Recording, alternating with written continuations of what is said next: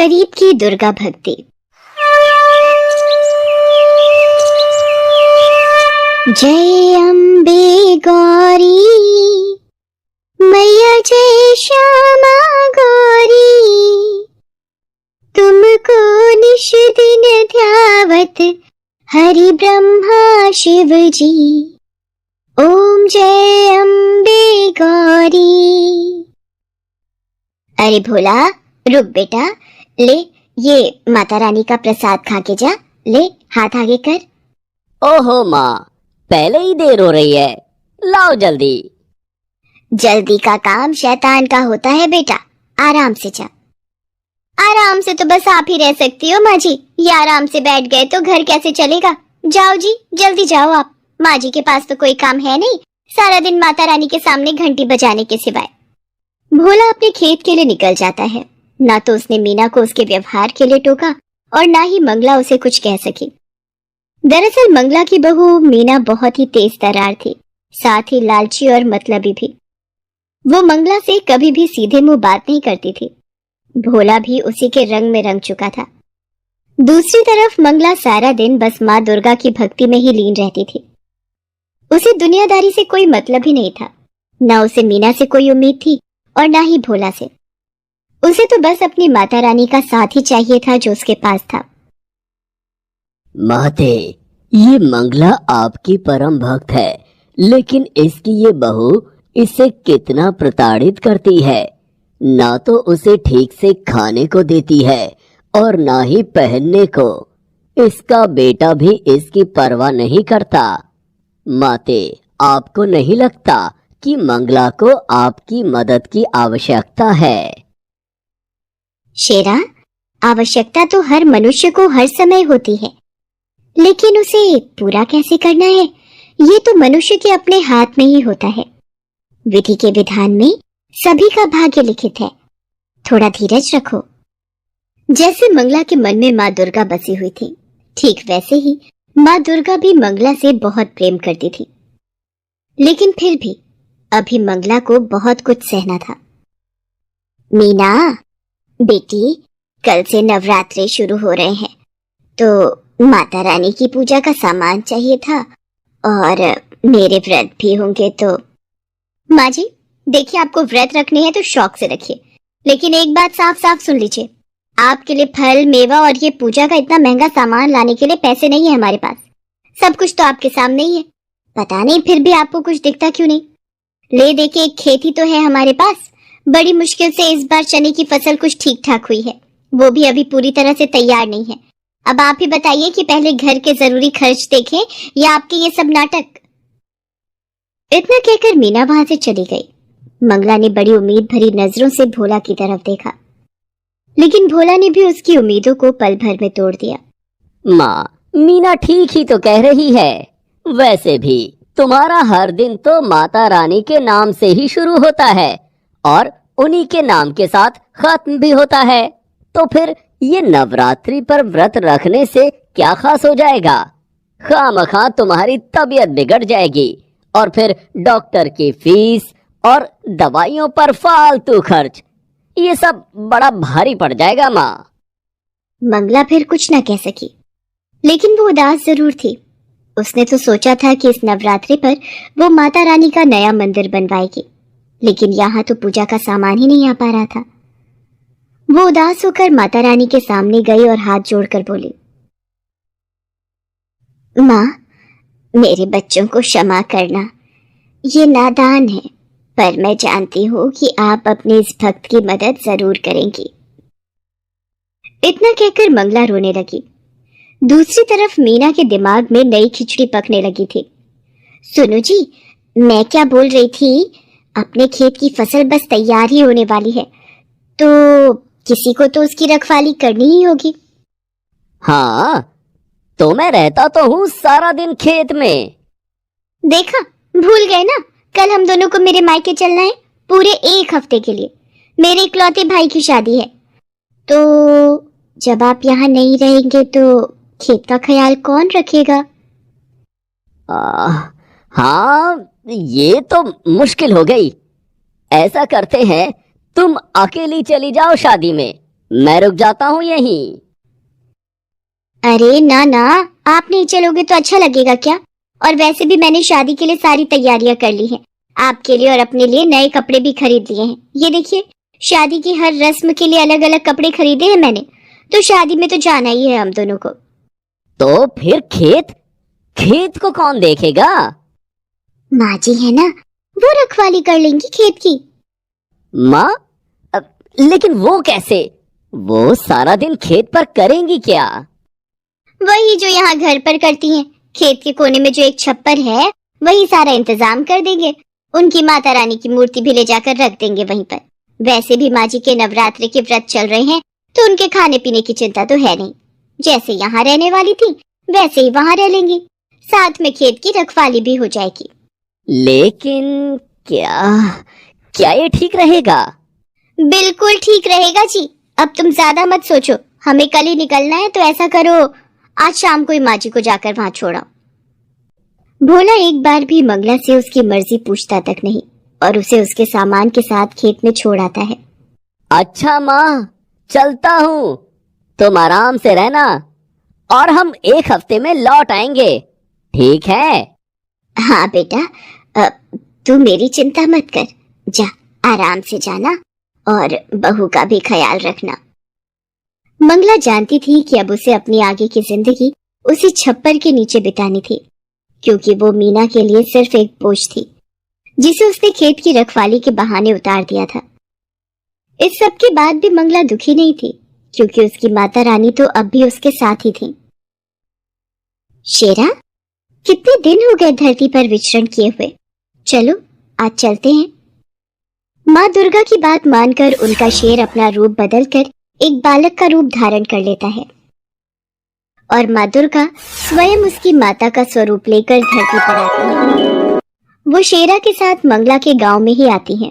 चलते चलते वे दोनों भोला के खेत के पास रुकते हैं, जहां मंगला अपने छप्पर के नीचे माँ दुर्गा की भक्ति में लीन थी। माते, ये तो मंगला है। इतनी तेज धूप में ये यहाँ क्या कर रही है? हाँ शेरा, ये मंगला ही है। इसे इसके बेटे बहू ने यहाँ बेसहारा छोड़ दिया है। ओह, ये तो बिल्कुल अच्छा नहीं किया उन्होंने। माते, अब तो आपको इसकी मदद करनी ही चाहिए। माँ दुर्गा मुस्कुराकर शेरा की तरफ देखती हैं और फिर उसे अपने साथ चलने का इशारा करती हैं। वे दोनों सीधे मंगला के पास पहुंचते हैं। फिर माँ दुर्गा मंगला से कहती हैं, माता जी प्रणाम। मेरा नाम दुर्गा है और ये मेरा बेटा है। इसे बहुत भूख लगी है। हमारा घर यहाँ से काफी दूर है। पहुँचते पहुँचते शाम हो जाएगी। अगर आपकी आज्ञा हो तो क्या हम आपके खेत से कुछ चने ले सकते हैं? बस मेरे बच्चे का पेट भर जाए, इतने ही लेंगे। आपकी बड़ी कृपा होगी। नहीं, तुम नहीं ले सकते। क्या कहा? हम नहीं ले सकते?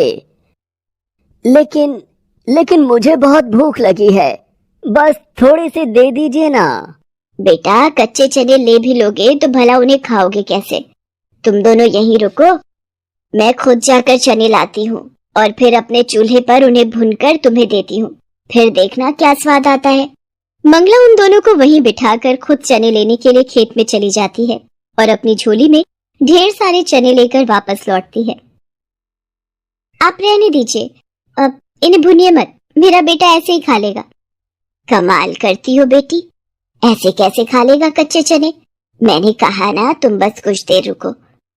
बेटी, मुझ बुढ़िया के पास और तो कुछ है नहीं। बस जो कर सकती हूँ वो तो करने दो, मुझे अच्छा लगेगा। वैसे भी माता रानी के नवरात्रे चल रहे हैं और पता नहीं मैं कंजक पूजन कर भी पाऊंगी या नहीं। इस प्यारे से बच्चे और तुम्हें चने खिलाकर ही संतोष लेने दो मुझे।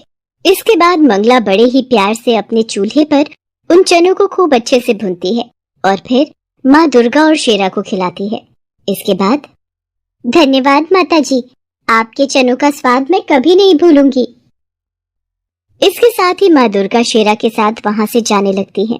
तभी शेरा उनसे कहता है, माता, मैं जानता हूँ कि ये सब मंगला की एक परीक्षा थी और जहाँ तक मैं समझता हूँ मंगला इस परीक्षा में खरी भी उतरी है।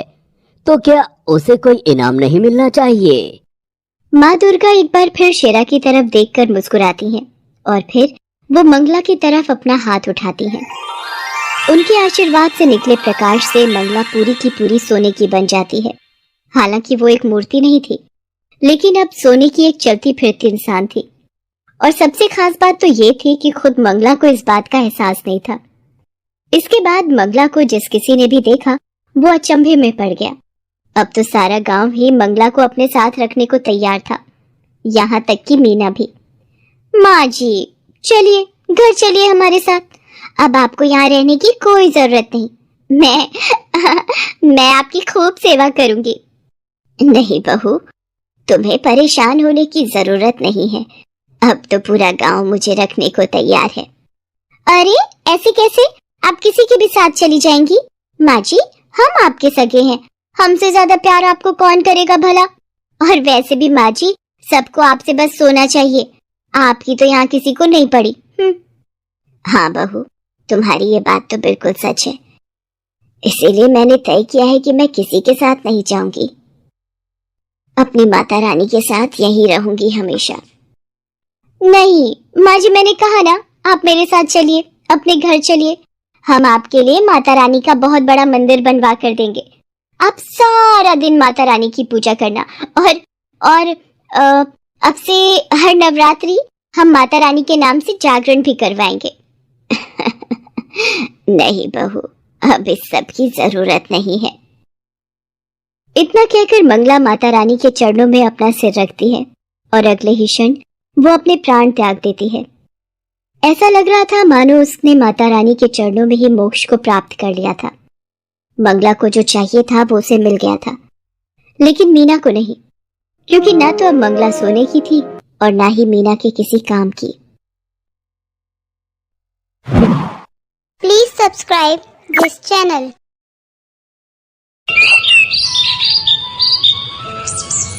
जया की बेटी ध्रुव का जन्मदिन था। जया सभी रिश्तेदारों की लिस्ट तैयार कर चुकी थी, बस घर के कुछ लोगों को बुलाना रह गया था। जया बहू, पूनम के मायके वालों का नाम तो इस लिस्ट में कहीं दिखाई ही नहीं दे रहा, तुम लिखना भूल गई हो क्या? नहीं माँ जी, मैं भूली नहीं हूँ, बस मेरा मन नहीं कि उन्हें बुलाया जाए। अरे पूनम के मायके वाले कितने गरीब हैं, उन्हें बुलाकर बेइज्जती थोड़ी करवानी है। मैं अपने घर वालों को, अपने रिश्तेदारों को क्या कहकर बोलूंगी कि मेरी देवरानी गरीब है? उसके मायके वाले क्या काम करते हैं? छोटी सी हलवाई की दुकान चलाते हैं। नहीं नहीं माँ जी, मैं ये रिस्क नहीं ले सकती। जया, हम पूनम के मायके वालों को बुलाएंगे। ऐसे अच्छा नहीं लगता सबको बुलाएं और उन्हें नहीं बुलाएं तो, इसीलिए उन्हें फोन कर देंगे और तुमने छत की सफाई करवा ली, डेकोरेशन करने वाले आते होंगे। मैंने पूनम को बोला था, पूछती हूँ। पूनम, ओ पूनम। आई भाभी। तुमने छत की सफाई करवा दी? जी भाभी, वो तो मैंने सुबह ही करवा दी। ठीक है, बाकी तुम्हारे मायके से भी बुला रहे हैं, पर अपने मायके में बोल देना गरीबों वाली हरकतें ना करे, थोड़े ढंग के बनकर आए। मेरे मायके की तरफ में तो तुम जानती हो, सभी बहुत पैसे वाले हैं, सभी बहुत स्टैंडर्ड के हैं, इसलिए इस बात का थोड़ा ध्यान रखना, उन्हें समझा देना। जया बोलती हुई अपने कमरे में चली गई। पता नहीं इसे अपने ऊपर इतना घमंड क्यों है, किसी की इज्जत करना ही नहीं जानती है। तुम चाहो तो रहने दो अपने मायके वालों को, मत बुलाओ बहू, ये फालतू में उनकी बेइज्जती करेगी, अच्छा नहीं लगता। माँ जी, अगर वो नहीं आए तो भी कौन सा छोड़ देंगी, तब ये बोलेंगी कि इसलिए नहीं आए कि ध्रुव को कोई बर्थडे गिफ्ट ना देना पड़े, अपने पैसे बचाएं। ये ऐसे ही करेंगी, इसलिए मैं बुला लूंगी। मैं उन्हें फोन कर देती हूँ, आ जाएंगे। पूनम जानती थी कि जब तक परिवार एक है, व्यापार एक है, उसे इन सब बातों को झेलना होगा, अपनी जेठानी के तानों को भी सहना होगा, इसलिए वो अपने मायके में फोन करके जन्मदिन पर बुला ही लेती है। कुछ देर बाद जया एक बड़ा सा डिब्बा लेकर हॉल में आ गई। ये क्या है बहू, कुछ मंगवाया है क्या? मंगवाया नहीं है, वो मेरी कॉलेज की एक फ्रेंड है ना, उसके हस्बैंड की क्रॉकरी की शॉप है। मेहमान ज्यादा है और हमारे पास ना अच्छी क्वालिटी के बर्तन नहीं है, तो मैंने सोचा खास मेहमानों को हम इस महंगे वाले बढ़िया डिनर सेट में ही खाना सर्व करेंगे। मम्मी के घर के पास ही शॉप है, इसीलिए मम्मी ने खुद ही पसंद करके भेज दिए हैं। और पैसे फिर कितने के हैं ये दोनों डिनर सेट? पैसे भी मम्मी ने ही दे दिए, बोली रहने दे। मैंने कहा चलो अच्छा है, मेरी चीज बन गई।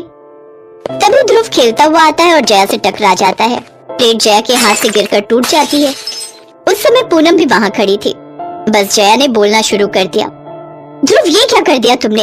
इधर खेलने जरूर आना था। देखो मेरे हाथ से प्लेट टूट गई। Sorry mummy. मुझे सब पता है, मेरे डिनर सेट को नजर लगाई गई है और ये नजर कौन लगा रहा है ये मुझे बताने की जरूरत नहीं है। खुद के मायके वालों की तो इतनी औकात है नहीं कि इतने महंगे डिनर सेट दे सके। मेरी माँ ने दिया, वो भी टूट गया। इतनी बुरी नजर से देखा है किसी ने इसे? पूनम को पता था जया ये ताना उसे ही दे रही है। उसकी आंखों में आंसू आ जाते हैं और वो कमरे में आ जाती है। मुझे अब सुनाई आ गया। भाभी ना बहुत ही ज्यादा बोलने लगी। मुझे फैसला करना ही होगा। मैं भैया से आज ही बात करता हूँ अलग होने की। नहीं, अभी ध्रुव के जन्मदिन की तैयारियों के बीच इस तरह की बात करना ठीक नहीं। बेकार में सबका मन खराब होगा। हम बाद में इस बारे में बात करेंगे। पूनम के कहने पर विजय चुप हो जाता है। 2 दिन बाद ध्रुव का जन्मदिन था। सारे मेहमान आने शुरू हो गए थे। शाम के 4 बज चुके थे। पूनम के घर से भी सब लोग आ चुके थे। अचानक एक समस्या आ गई जिसकी वजह से जया और अजय परेशान हो गए। क्या? उस होटल में आग लग गई? ओहो, अब तो गेस्ट आने वाले हैं। इतनी जल्दी खाने का इंतजाम कैसे होगा? कोई तो होटल होगा जो हमारा ऑर्डर ले सके। जया, होटल तो है पर इतने बढ़िया नहीं जो इतनी जल्दी में इतना ज्यादा और बढ़िया खाना बना सके। पहले ऑर्डर देना सही रहता है। कुछ मिले कुछ ना मिले ये भी तो सही नहीं। कोई नहीं है जो इतनी जल्दी में बना कर देगा। सब पहले ही ऑर्डर मांगते हैं। अब कैसे करें? इतने मन से ध्रुव का जन्मदिन मनाने के बारे में सोचा था, सब काम खराब हो रहा है। अच्छा बेटा, अगर आप कहो तो हम घर पर ही खाना तैयार कर सकते हैं। मुश्किल से 1-1.5 घंटा लगेगा। क्या क्या बनाना है बता दो, हम सब मिलकर बना देंगे। क्या इतनी जल्दी सब कुछ तैयार हो सकता है अंकल जी? हाँ बेटा, हो जाएगा। अच्छा भैया, आप टेंशन मत लो, हमारे लिए तो ये रोज का काम है। बस आप ये बता दो बनाना क्या क्या है, हम सब संभाल लेंगे। जया भाभी टेंशन मत लो। पूनम के मायके वालों ने खाने की सारी जिम्मेदारी संभाल ली। पूनम के दोनों भाई जल्दी से अपनी दुकान पर गए और बड़े बर्तन ले आए। इतनी देर में अजय और विजय भी पूनम के पापा के साथ जाकर खाना बनाने का सारा सामान खरीद लाते हैं। मेहमानों के आने से पहले ही 2 घंटे के अंदर सारा खाना तैयार हो गया और वो भी बहुत बढ़िया और स्वादिष्ट खाना। जया पूनम के परिवार वालों को इतनी मेहनत के साथ काम करते देख रही थी। वो बहुत शर्मिंदा थी। वो पूनम के घर वालों को कितना गरीब समझती थी। उनके पीठ पीछे पूनम से कितनी बुराइयां करती है, पूनम को कितने ताने देती है, पर पूनम ने आज तक उसे कुछ नहीं कहा। मेहमानों ने भी खाने की खूब तारीफ की। अंकल जी, आंटी जी, आपकी वजह से आज हमारे ध्रुव का जन्मदिन बहुत अच्छे से मनाया गया। सब मेहमान खाने की बहुत तारीफ कर रहे थे। मम्मी पापा भी यही बोल रहे थे कि खाना आपने बहुत ही टेस्टी बनाया था। Thank you so much. बेटा, हमारे लिए जैसे पूनम है वैसे ही तुम हो, इसमें थैंक यू की कोई बात नहीं है। जया ने रिश्तों के महत्व को समझा और अपनी गलती को स्वीकार किया। उस दिन के बाद जया और पूनम के रिश्तों में प्यार और मजबूती बन गई, जिससे परिवार में सभी लोग बहुत खुश थे। आपको ये कहानी कैसी लगती है हमें कमेंट पे बताएं और हमारे चैनल को सब्सक्राइब करें।